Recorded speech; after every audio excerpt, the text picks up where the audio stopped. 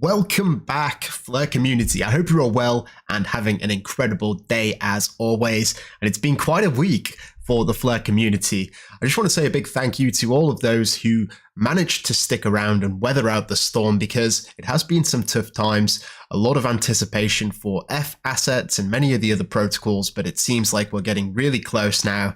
And recently we've seen a lot of activity, not just from an infrastructure point of view, but also from a developer point of view in terms of the dApps that are launching on the Fleur network. And we're going to talk a little bit about that today. We've got Who's Crypto in the house. We've got Senior Stake, Valiant Energy, aka John D. We've got Stephen Lee in the house. We're blessed by Anna this week. We've got Mark, Professor, Doc Bob D, Matata Inu, and Jake in here too. So we're going to start off, as we normally do, by checking out the signal providers over on the Fleur network. And topping the chart this week so far, we have Price Kraken. In second place, we have EDP FTSO. In third place, we have the Grungies, becoming quite a regular spot in the top 5. So congratulations to Muradsky. We've got Eternity in number 4, and in 5th place we have Light FTSO. We're going to blitz through this introduction because there's some juicy news that I'm sure you guys have all heard about. Over on xHaven for the NFTs, topping the charts this week is the Focus Pass. In second place there is Block Bonez. Third place, xHaven Membership Pass. Fourth place, Fleur Fox Runners, and in 5th place, Astro Jacks. Right, let's jump into things. So, if you didn't already know, the F Assets Open Beta is here, it's live, but Phase 1 is only really for the technical users.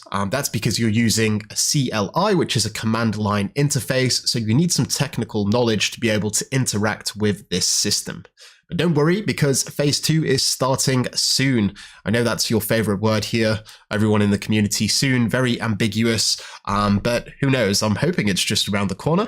And you are actually incentivized to participate in this. Of course, this is testing on the Testnet. That's why we have a Testnet. And it's a great place for you to really get familiar with these protocols in a risk-free environment, because all of the assets on Coston are actually valued at 0. You can create them at will.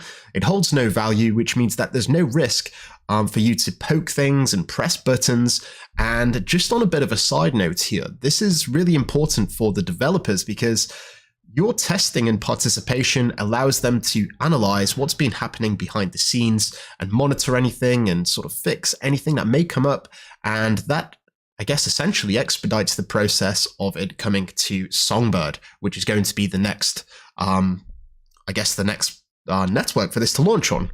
So exciting things here. If you do want to have a quick sneak peek of the interface, this is what it looks like. Of course, this isn't live. This is just a preview, but lots of exciting things here where you can monitor your position, engage with F assets, mint F assets, become an agent, provide liquidity, all of that good stuff.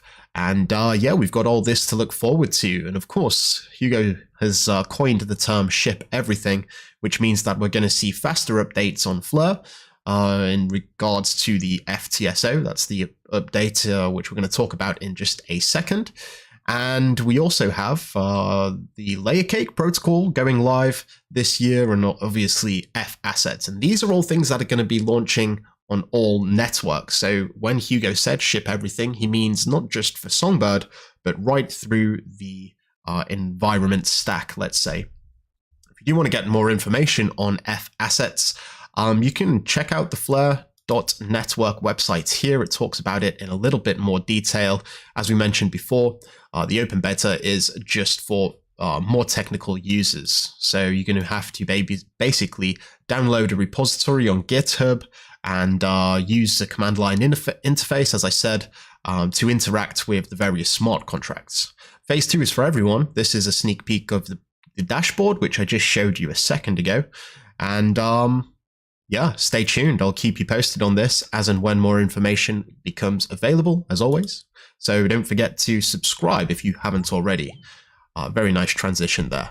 Right, moving along, we have a new proposal that is launched on the Flare network. It is now live, and this is, as I mentioned before, for the faster updates, FTSO fast updates it's called, and it basically allows data to be retrieved from the FTSO within 1 second. This is up to 1,000 time series, so very powerful stuff. And if you ask me, the Flare time series Oracle, the FTSO, is already a leader in the space, but this update, which has recently passed for the Songbird side of things, is really going to highlight just how important data is. Not just any data, high integrity data, data that you can trust.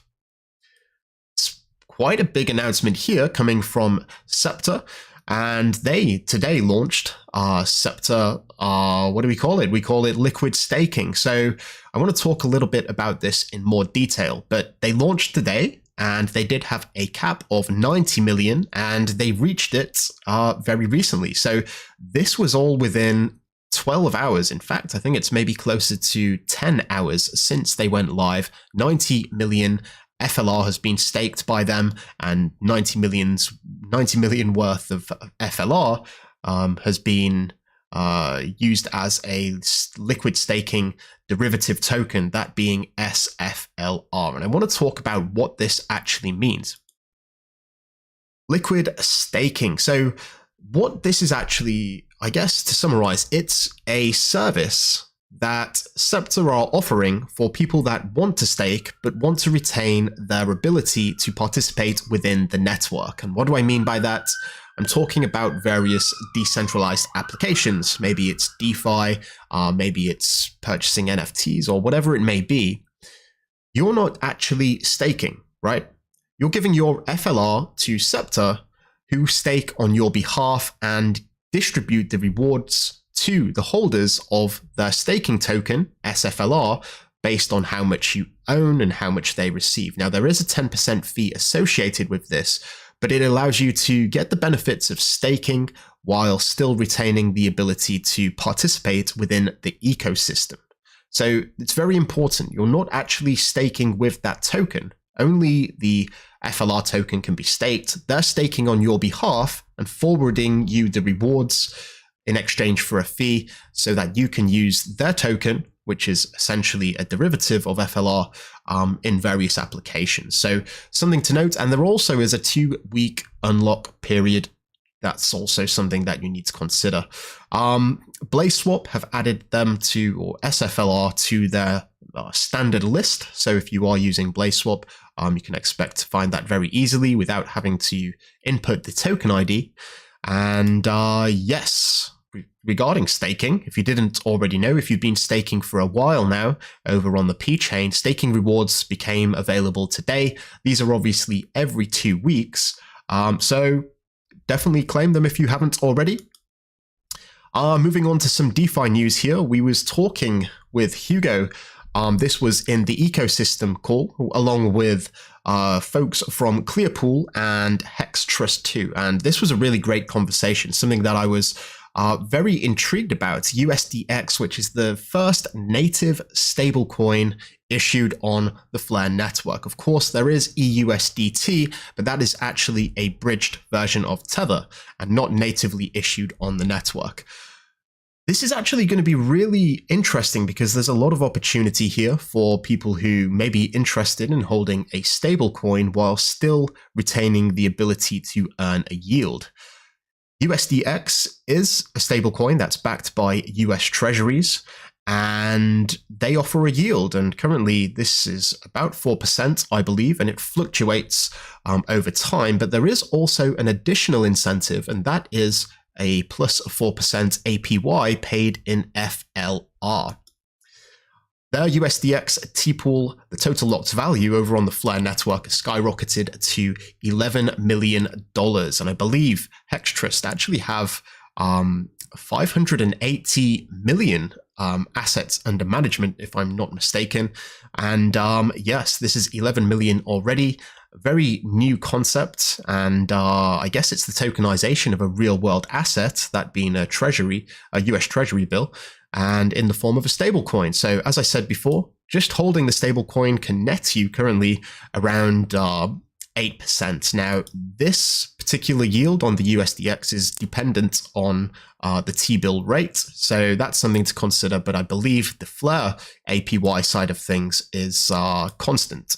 And members of the community were very intrigued about where this FLR side of things came from, and Tina was a legend within the space, managed to get an answer from the Flare network team themselves. So the FLR incentive for the T-pool on Clearpool will run for 12 months, and this is actually part of a grants program. So yes, they've received a grant and they're able to offer this yield to help incentivize people to hold this stablecoin. Now, if you're wondering how can you get hold of USDX, well, it's actually only able to be created by people who have gone through a vigorous KYC procedure, right? So you're not, as a general user, able to create some. But that being said, don't get disheartened, because you will be able to trade this on various decentralized exchanges. And I believe with Enosis, we did get hints of a pool that is potentially opening with USDX and EUSDT, which could be quite interesting. Moving along, we have Kinetic Markets. Shout out to them in the chat. Yes, they've launched their testnet over on Coston 2, which is the test network for the Flare network. If you do want to check it out, check out dev.kinetic.market. And again, this is highly recommended, because if you do want to participate in such protocols for borrowing and lending, and you want to learn how they work, fundamentally, which buttons to press, what they do, Coston is the place to do it, honestly, because you can do this in a completely risk-free manner. And if you check out kinetics_market over on X, you've got a nice little tutorial here, which runs you through the process, just so you can, I guess, get into the groove in preparation for their launch on the Flare network. Enosis has made a post recently. They're spooling up their agents in preparation for F assets. They've got the decentralized the exchange V3 in the final private testing rounds, and I've been privileged enough to actually dabble with this, and it looks great. It's a great improvement as far as I'm concerned. And yeah, this is basically a concentrated liquidity position. So it's a little bit different from V2, which is Uniswap V2, which you're all familiar with. And it allows for deeper liquidity. And I think it's going to be a great addition. So stay tuned for that. And in fact, I believe there was a recent announcement. Yeah, Forbes have accepted both of the Enosis founders into their group here, which is for the Legacy Pass. So congratulations to the founders. This is coming from Nick Labou. So Aureus X founder Nick reveals his upcoming self-custody solution, allowing users with minimal crypto experience and knowledge to create a digital identity that is represented as an NFT. And this is Oxenflow. So if you want to follow them at Oxenflow, still pretty under the radar here. Only 25 followers, but I'm very much intrigued to see what Nick's been building. He's been here from the beginning, and he built Aureus OX to be one of the initial, I guess, founding signal providers over on the Songbird network quite a few years ago now. In addition to this, they've been audited by FYEO, very important when it comes to self-custody. So reassuring and yeah, exciting at the same time. So congratulations to Nick. I'll be keeping my eyes peeled, of course. and keeping you up to date with any developments that are happening over there from his upcoming app, Oxenflow.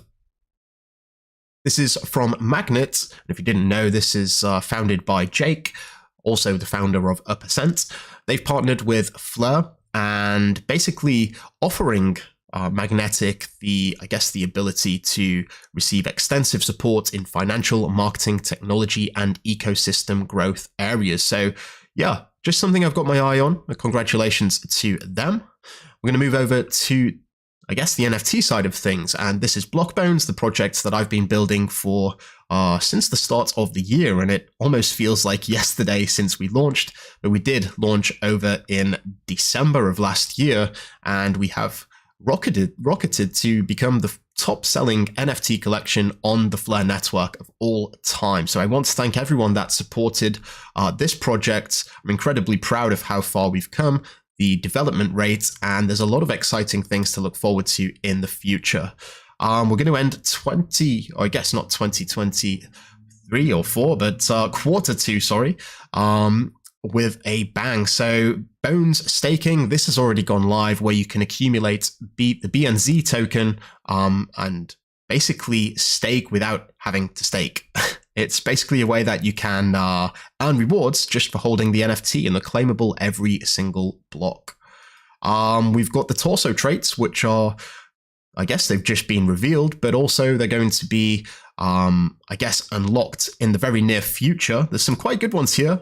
Rubber Ducky, the XRP jackets.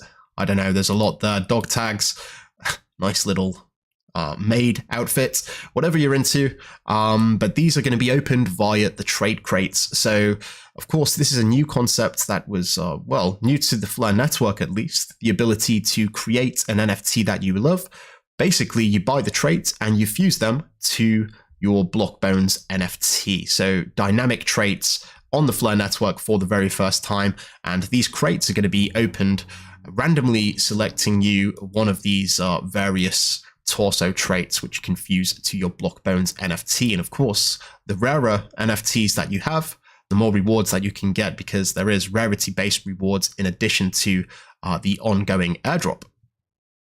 If you didn't already know, the xToad validator, of which we partnered with, offer the most comprehensive staking package on the Fleur network as far as I'm concerned. So you can get the FLR staking rewards, which is, standard amongst all validators. But in addition to that, every week you can win a Block and Bonez NFT, you can win xToad's NFTs. There's an S-Ribbits airdrop based on how much you stake, and also an S-Ribbits jackpot too. And there is something that I'm actually planning behind the scenes here, and this is going to be an exclusive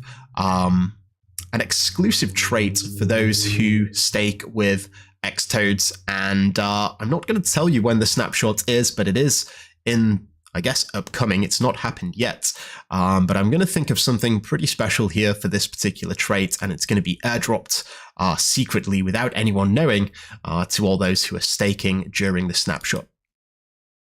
We've got this news from Pixel Chain Games, Pico.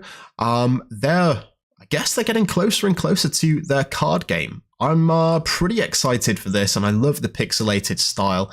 And something that is very unique to this project is that all of the vector graphics are actually stored on chain. So theoretically, you don't need IPFS, which is a decentralized storage solution.